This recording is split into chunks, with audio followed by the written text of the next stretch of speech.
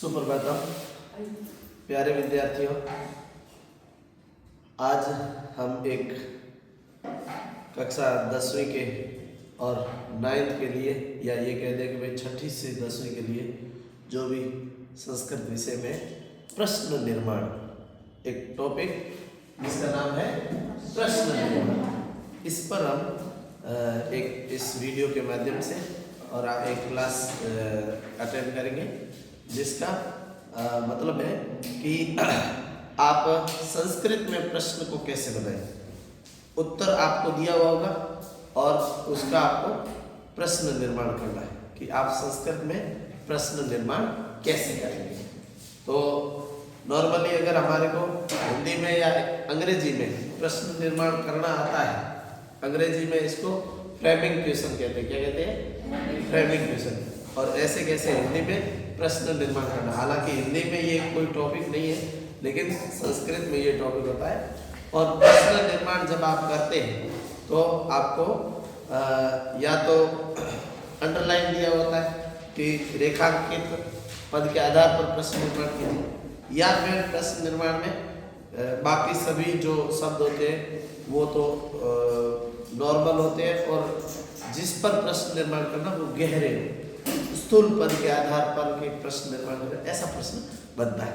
तो आप प्रश्न निर्माण के लिए हमें जो बातें जरूरी है मैंने उसको पहले यहाँ पर लिख दिया है, और ये देख करके आपको साथ में सीखना है, समझना है, और इस प्रश्न निर्माण से संबंधित किसी भी समस्या का जो सॉल्यूशन है वो आपको यही मिल जाएगा। और ये छोटा सा वीडियो है आपके लिए कारगर होगा। प्रश्न निर्माण बोर्ड क्लास में 3 नंबर का आता है, इसलिए ये 3 नंबर आज यही से अर्जित करके जाए, इसलिए इसके लिए आपको दोबारा अलग से मेहनत करने की आवश्यकता नहीं पड़ेगी। अगर आपको यहाँ समझ में आ गया तो आप प्रश्न निर्माण कभी भूलेंगे नहीं जिंदगी। लेकिन उसके लिए आपको याद क्या करना है? शब्द है किम। क्या है? शब्द है किम। किम का अर्थ होता है क्या। क्या होता है? क्या। ये किम एक सर्वनाम शब्द है, जो संज्ञा के स्थान पर प्रयुक्त होते हैं उनको सर्वनाम शब्द कहते हैं। तो ऐसे किम के अलावा भी हम खूब सारे सर्वनाम पढ़ते हैं, जैसे एक है तत् शब्द। कौन सा है? तत् शब्द। ऐसे एक शब्द है यत्, एक एतत्, एक है सर्व, अस्मद्, युष्मद्। ये सभी जो शब्द है ये सर्वनाम शब्द कहलाते हैं। कैसे? क्योंकि ये संज्ञा के स्थान पर प्रयुक्त है। हम कहते हैं कि राम जा रहा है, तो राम की जगह पर वह जा रहा है, तो ये वह जो है ये सर्वनाम है। ऐसा अगर हिंदी में हमारे को पता है तो हमारे को ये ध्यान रखना है कि जो प्रश्न निर्माण के लिए आवश्यक है उसका नाम है किम। क्या है? किम। किम शब्द के रूप सर्वनाम शब्दों के रूप में वो अधिकतर सभी सर्वनाम शब्दों के रूप तीनों लिंगों में चलते हैं, लेकिन ये अस्मत् और युष्मत् ये शब्द ऐसे हैं जिनके रूप तीनों लिंगों में नहीं चलते हैं। ठीक है? अभी आपको किम शब्द में पुल्लिंग के जो शब्द रूप है, ये पीछे मैंने विभक्तियों को लिखा है, बीच में विभक्तियों को लिखा है। यहाँ आपको ध्यान देना है कि जैसे हम विभक्ति रूप पढ़ते हैं, राम शब्द के रूप पढ़ते हैं, अमूमन ये विभक्तियां वैसे की वैसे हैं, लेकिन अगर आप ये सर्वनाम शब्द याद करते हैं, जैसे आपने किम याद कर लिया, तो आपको तत्, यत्, एतत्, सर्व ये जितने भी सर्वनाम शब्द हैं वो बहुत आसानी से आपको याद हो जाएंगे। उसका कारण है कि लगभग जो विभक्तियों के रूप होते हैं उसमें से कोई 2-4 रूप होते हैं वो चेंज दिखते हैं, बाकी सभी एक जैसे होते हैं। अभी जैसे यहाँ हम पढ़ते हैं रामः, रामो, रामा, तो यहाँ क्या है किम शब्द में? कह, कहू, के। अभी यहाँ एक बात आपको इस जगह ही ध्यान रखनी है कि पुल्लिंग में हमें बालकाः, रामाः, हरयः, है ना, गुरवः ऐसे रूप मिलेंगे, लेकिन उसका जो प्रश्न निर्माण में वो हमें क्या बनाना है? के। क्या बनाना? के। जैसे आप ये देख लो भी रामः, रामो, रामाः, अब रामाः आ गया, उसके नीचे अंडरलाइन आ गया, तो आप प्रश्न निर्माण में ध्यान रखना है कि वहां आपको काहा नहीं लिखना है। क्या लिखना है? के। आपको समझना है कि प्रश्न निर्माण में जिस शब्द के नीचे अंडरलाइन किया, जिस पद के नीचे अंडरलाइन किया हुआ है वह क्या पुल्लिंग का शब्द है। अगर पुल्लिंग का बहुवचन का शब्द है तो उसके नीचे आपको प्रश्न में क्या बनाना है, क्या लिखना है, के ध्यान रखना। नहीं तो बाकी जितने भी शब्द होते हैं ना उनमें लगभग ऐसा होता है कि जैसा पीछे के साउंड जो छूट रहा है वैसा का वैसा साउंड का हमारे को शब्द में से लाना, ठीक है। अब जैसे रामम रामम लिखा आएगा तो उसकी जगह पर क्या होगा, कम प्रश्न निर्माण। रामऊ तो क्या हो जाएगा, कऊ। रामान तो क्या हो जाएगा, रामेण क्या हो जाएगा, रामाभ्याम क्या हो जाएगा, रामई कई। ध्यान रखना। अब जैसे शब्द आपको आ जाए हरि भी, तो अब आप वहां ये सोच रहे हो भाई क्या लिखें, क्योंकि हरि शब्द की तृतीय विभक्ति हरि पुल्लिंग का शब्द है और उसकी तृतीय विभक्ति हरि भी शब्द बनता है बहुवचन में। लेकिन वहां आपको ध्यान रखना है, जैसे वहां आपने के लिखा है, यहाँ आई की मात्रा और पीछे विसर्ग कई क्या होगा, कई। लेकिन राम शब्द में तो राम ही होता है, बालक में बाल के ही होता है, तो आपको कोई ज्यादा चिंता करने की बात नहीं है। यहाँ चतुर्थी विभक्ति जैसी होती है पुल्लिंग में वैसा यहाँ शब्द नहीं आएगा, उसके लिए ये शब्द स्पेशली आपको ध्यान में रखना है।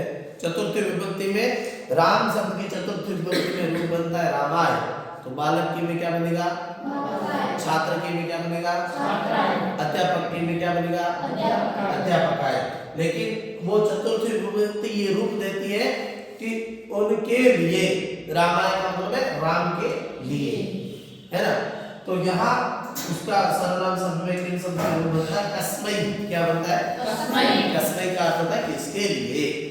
प्रश्न यही बनाना पड़ेगा, जैसे बालक के लिए दूध है तो प्रश्न बनाएंगे कि भाई किसके लिए दूध है, समझ रहे। तो यहाँ कस्मै ये ध्यान रखना।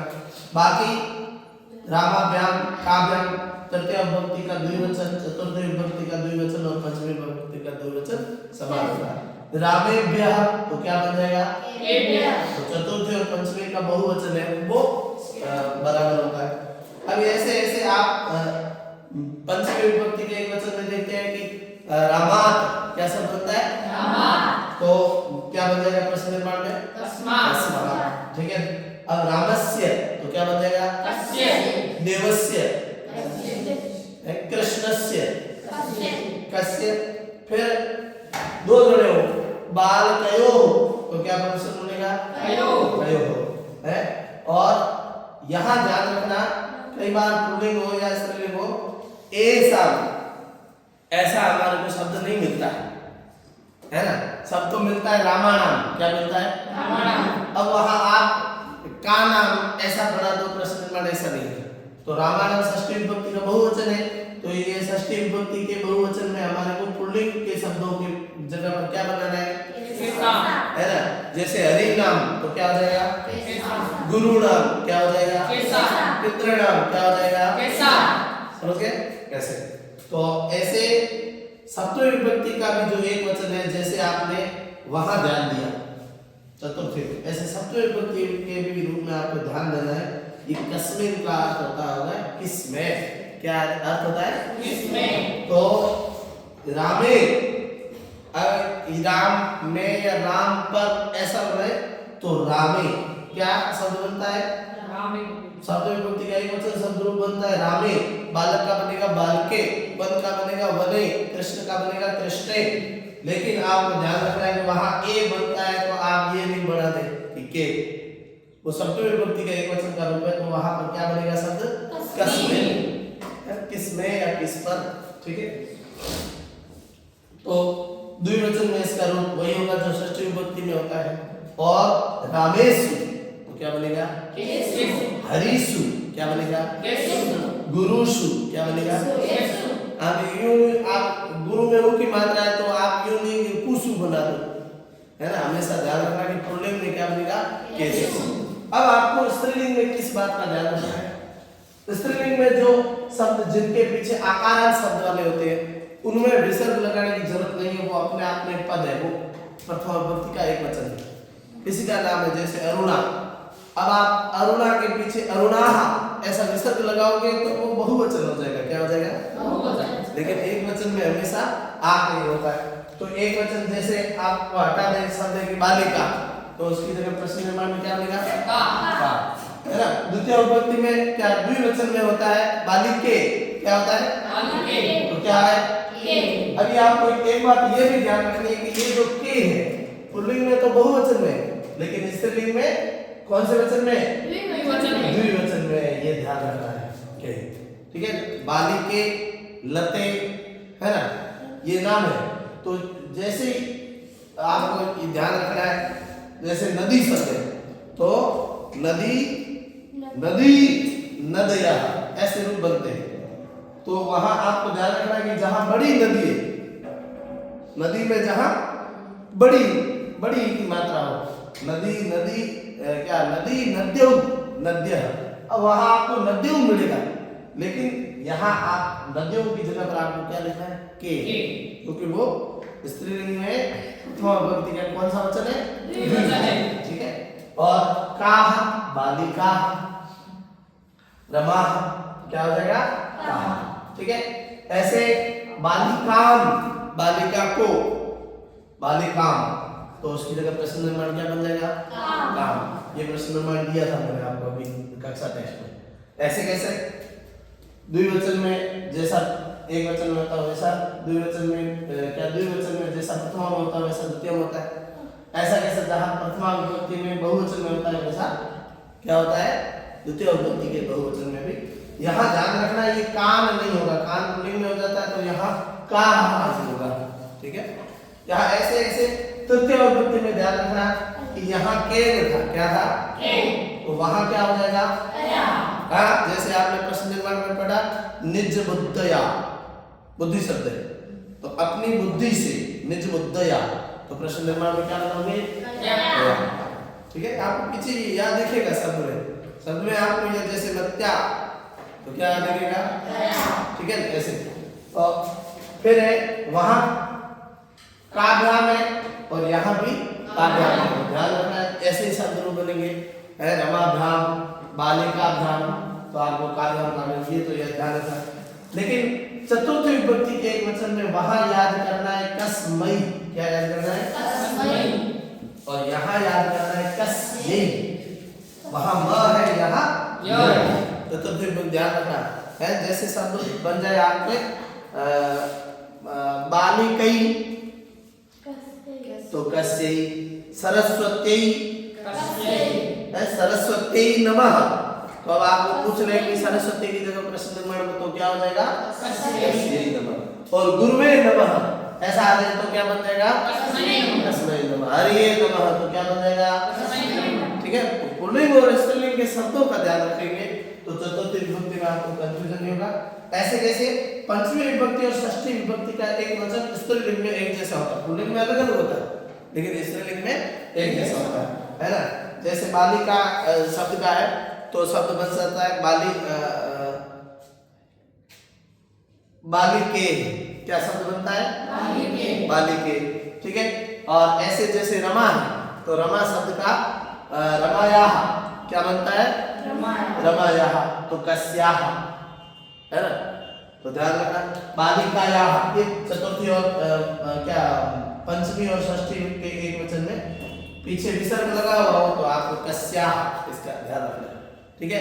कक्षायाः, अहम दशम कक्षायाः छात्र अस्ति। ठीक है। तो अगर कक्षायाः शब्द हटाया हुआ हो तो उसकी जगह में क्या शब्द बनेगा? कस्याः। कस्याः का मतलब किसका, कौन सी का, ऐसा। ठीक है। तो कस्याः, कस्याः यहाँ पंचमी षष्ठी और कयो जैसा वहां यहाँ जैसा कैसा। लेकिन ध्यान रखना बहुवचन में यहाँ कैसा था, क्या था? कैसा। यहाँ क्या है? कासा। कासा। एक बात आपको और जानकारी के लिए साथ में ऐड कर देता हूँ कि ये ध्यान रखना कि कहीं कहीं पर तो ये षटकोण वाला शब्द और कहीं कहीं पर ये तंतीय सिंपल वाला शब्द, सड़क वाला शब्द, ऐसा क्यों है?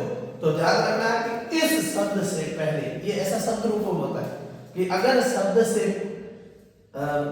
पहले अगर इस ये सर कैसा आएगा, इसके लिए उससे पहले अगर अ और आ की मात्रा है, किसकी है? अ और आ की मात्रा, तो ये सिंपल वाला सा आएगा।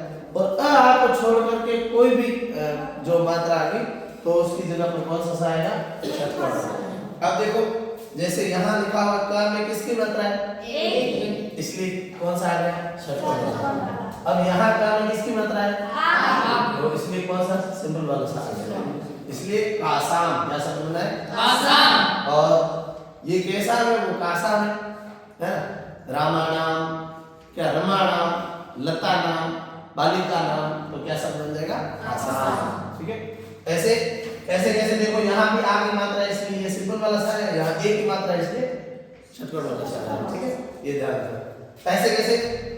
कश्याम, क्या है? कश्याम। यहाँ अलग है कस्मिन है, यहाँ अलग है कश्याम, है ना? कक्षायाम, अहम दसम कक्षायाम पठामि, मैं 10वीं कक्षा में पढ़ता हूँ। तो किसमें पढ़ते हैं? तो कश्याम है। ठीक है, ऐसे ये कयो, ये सहम होता है, और कासु, रमासु, लतासु, बालिकासु, अध्यापिकासु, शिक्षिकासु, आचार्यासु, तो ये सब में क्या आ जाएगा? ये दिखेगा आपको प्रश्न निर्माण में, ये दिखेगा। अभी इसके अलावा प्रश्न निर्माण में जो चीज आती है, ये तो दोनों लिंगों का हो गया। ऐसे कैसे? अगर हमारे को नपुंसकलिंग की चीज दिखे तो हमारे को केवल प्रथमा और द्वितीय विभक्ति में ध्यान रखना है कि नपुंसकलिंग की प्रथमा विभक्ति का एक वचन का रूप बनता है किम, क्या बनता है? किम। और द्विवचन का रूप बनता है के। तो के स्त्रीलिंग में बनता है, यहाँ नपुंसकलिंग में बनेगा। और बहुवचन में रूप बनेगा कामी, क्या बनेगा? कामी। अब नपुंसकलिंग के अकारांत के रूप पढ़ते, जैसे फल शब्द के रूप पढ़ते, तो फलम, फले, फलानि। अब फलम की जगह पर प्रश्न निर्माण करोगे तो क्या बनाना पड़ेगा? किम। अहम फलम खादामि, तो अहम किम खादामि, मैं क्या खाता हूँ। ठीक है, और किम का अर्थ भी हमने पहले लिखा है कि क्या है। और के, अब फले, मैं 2 फल खाता हूँ, यानी सेव भी खाता हूँ, केला भी खाता हूँ, तो अहम फले खादामि, है ना? तो मैं 2 फल खाता हूँ, तो क्या हो जाएगा? फले की जगह क्या हो जाएगा? के। और फलानी, अहम फलानी खादामि, तो मैं बहुत सारे फल खाता हूँ, तो क्या हो जाएगा? खादामि। अब प्रथमा विभक्ति में भी ऐसे होगा और द्वितीय विभक्ति में भी ऐसे होगा। लिखा है शेष जो भी विभक्तियां बची उसमें से तृतीया से लेकर सप्तमी तक, यानी ये जो भी रूप है ना, पुल्लिंग के समान ही चलते हैं, कुछ चेंज नहीं होता है नपुंसकलिंग में।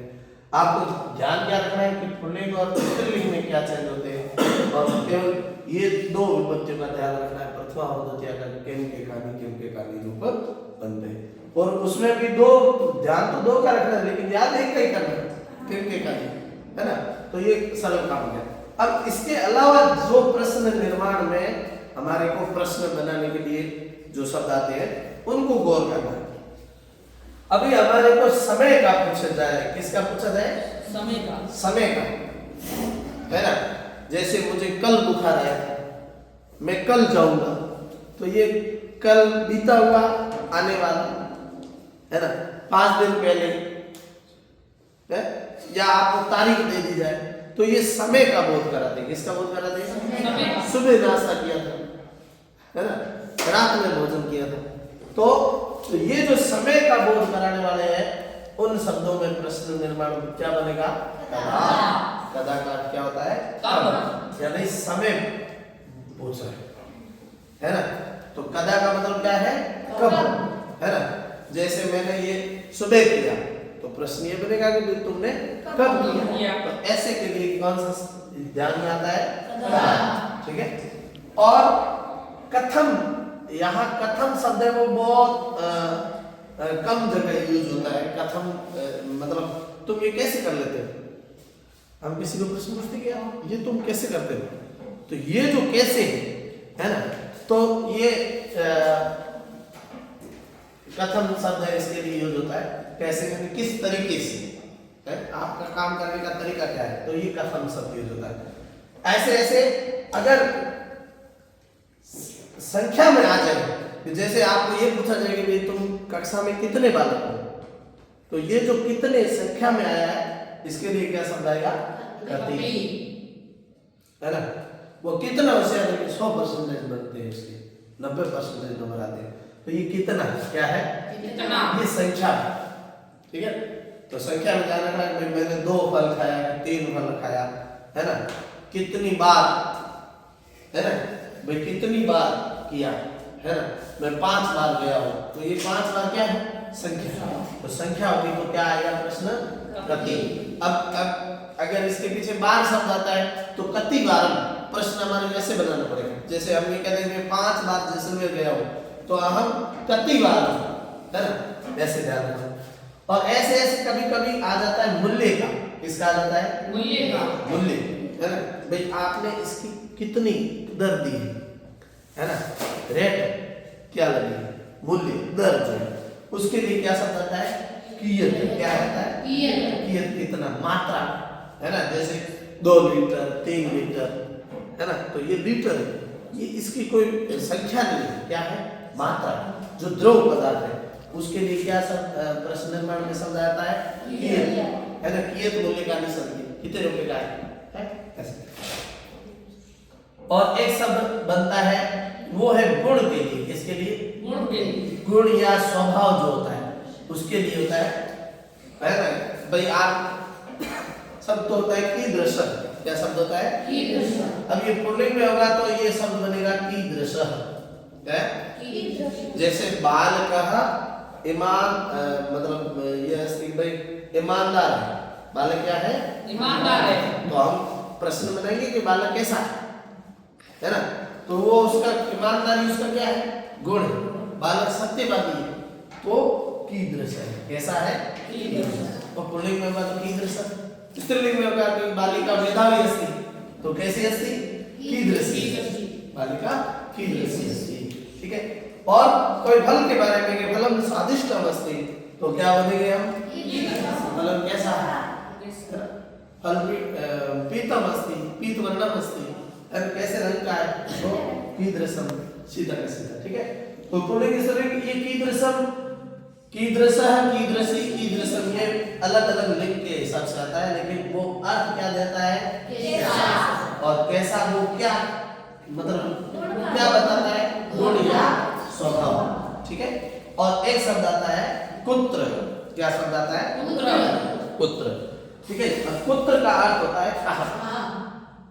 जैसे आप 10वीं कक्षा में पढ़ रहे तो प्रश्न बनेगा कि आप कहाँ पढ़ रहे हैं। आपको कोई ये पूछ ले कि भाई आप सरकारी स्कूल में पढ़ते हैं, प्राइवेट स्कूल में पढ़ते हैं, तो आप कहाँ पढ़ते हैं? स्कूल का नाम, जगह का नाम, है ना, या आप कहाँ से आए हैं, गांव का नाम। ठीक है। तो यहाँ मैं 2 शब्द और जोड़ूंगा। एक शब्द है कुतः। क्या है? कुतः। जब किसी जगह से हम, ये कुतः जो शब्द है ये अकस्मात के पैरेलल है 5वीं विभक्ति से, लेकिन अभी आपको किसी जगह से, अगर एक जगह से दूसरी जगह जा रही है, जैसे आप घर से स्कूल आए, कहाँ से आए? घर से। तो कुतः कहाँ से? जिस अब आपको घर से स्कूल आए तो इसमें अगर घर को अंडरलाइन कर दिया जाए तो आप घर को छोड़े, है ना, गृहतः विद्यालयम आगच्छामि, घर से स्कूल आया हूँ। ठीक है। तो कुतः समायतः, कहाँ से आए हो, है ना, तो ये कुतः का अर्थ क्या है? कहाँ से। क्या है? कहाँ से। कहाँ से, ध्यान रखना। और एक और शब्द मैं ऐड कर रहा हूँ, वो शब्द है किमर्थम। क्या है? किमर्थम, किमर्थम, है ना। तो ये किमर्थम शब्द का अर्थ होता है किस लिए, है, ये मतलब कारण। क्या है? कारण। जैसे तुम स्कूल किस लिए आते हो? है? तो भवान विद्यालय किमर्थम आगच्छामि, है, किमर्थम आगच्छति, भवान विद्यालय किमर्थम आगच्छति, है, तो क्यों आते हो? तो हम ये कह सकते हैं पठनार्थम, पढ़ने के लिए, पढ़ाने के लिए आते तो पाठनार्थम, हंसने के लिए आते तो हंसनार्थम, है ना। तो जैसा अर्थ शब्द पीछे देना, अर्थ का मतलब होता है मतलब दिया, है ना, भाई क्या अर्थ है, किस अर्थ को आए, कारण बताओ, है ना। तो जब किसी लिए कारण के लिए प्रयुक्त होता है तो शब्द क्या आता है? किमर्थम। अब अगर आपको ये जो सारा व्हाइट बोर्ड पर लिखा हुआ है, अगर ये आपको समझ में आ गया, यानी इतनी बातें अगर आपको समझ में आ गई तो आपके प्रश्न निर्माण में शायद ही मुझे लगता है कि कुछ गलत होगा। अभी मैं इसको मिटा नहीं रहा हूँ, लेकिन मैं आपको पूछ रहा हूँ कि आप अगर इसकी जब ये शब्द हटा दिया जाए तो आप उसकी जगह प्रश्न निर्माण क्या करेंगे। अभी मेरे पास में एक वाक्य है कि महाराणा प्रताप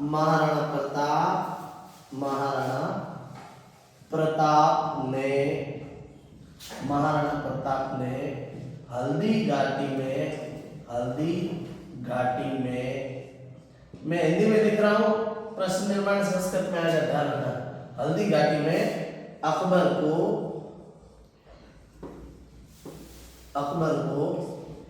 या हल्दी घाटी में की जगह युद्ध में कर दूंगा। हल्दी घाटी युद्ध में अकबर को हराया। महाराणा प्रताप ने हल्दी घाटी युद्ध में अकबर को हराया। ये वाक्य सही तो नहीं है, लेकिन आपको मैंने ये वाक्य दे दिया, ठीक है। अभी एक ही वाक्य में हम अलग अलग प्रश्न निर्माण, अगर अंडरलाइन अलग अलग हो तो हम प्रश्न निर्माण कैसे करें। जैसे पहला अंडरलाइन हो, जैसे महाराणा प्रताप ने, तो बताओ वाक्य क्या बनेगा। महाराणा प्रताप ने की जगह पर क्या प्रश्न निर्माण होगा? किसने हल्दी घाटी युद्ध में अकबर को हराया, ये पहला प्रश्न हो गया, ठीक है। तो अब किसने के लिए आपने यहाँ पर इस सर्वनाम शब्दों में कौन सा रूप पढ़ा है? किसने पढ़ा गया, तो किसने अर्थ देने वाला, किसने अर्थ देने वाला, हमने अलग से अर्थ पढ़ा। कंफ्यूज हम यही होते हैं। अब आपको ध्यान रखना है कि भाई ये जो कहा है इसका अर्थ क्या होता है। कहा का अर्थ किस नहीं होता है, क्या होता है? किन का अर्थ क्या होता है?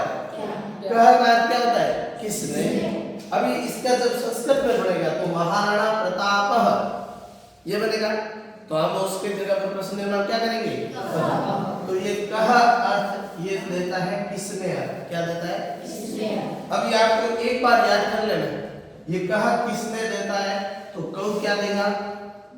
किन दोनों ने। के क्या देगा? कौन सब ने, ठीक है। ऐसे कम अर्थ देता है किसको है? और अगर मैं इस ये अकबर को इसको अंडरलाइन करता हूं तो प्रश्न क्या पढ़ाओगे कि महाराणा प्रताप ने हल्दी घाटी युद्ध में किसको हराया है। और संस्कृत में क्या बनेगा?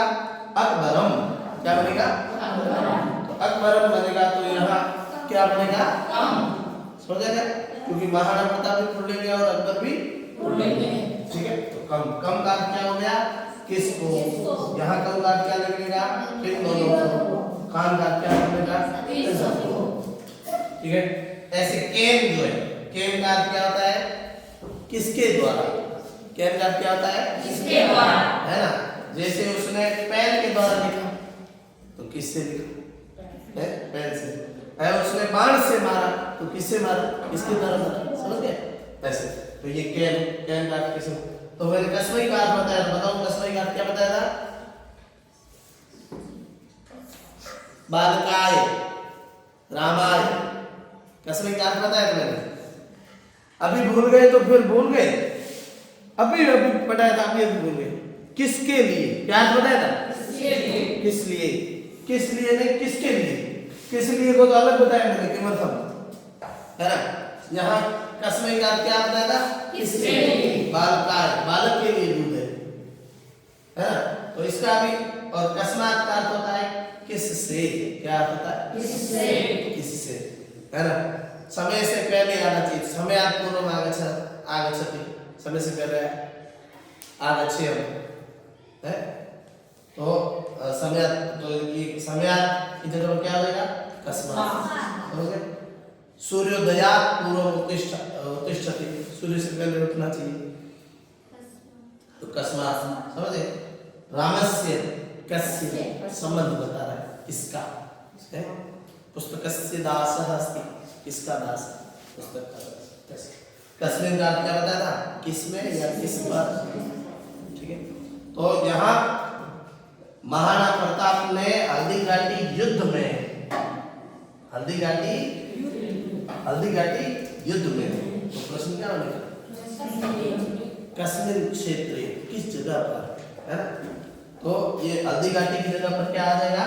अगर हल्दी घाटी को नहीं लेंगे तो हल्दी घाटी युद्ध में इस शब्द के लिए हम कुत्र भी लिख सकते क्या लिख सकते हैं? पुत्र।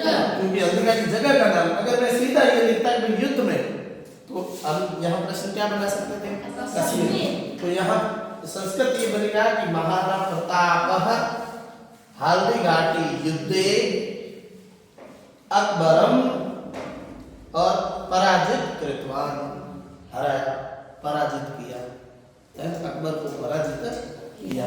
तो कहाँ पराजित किया? तो कश्मीर। ठीक है, किस जगह पर किया? तो क्या हो जाएगा? पुत्र। समझ आएगा? तो ऐसे आपको किसको किया? तो अकबर को। कम किसने किया? तो कहा।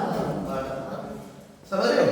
तो ऐसे अभी मान लो ये कहते हैं कि यह बालक बहुत पटु यानी चतुर है। क्या है? तो मैं ये लिख लूं कि श्याम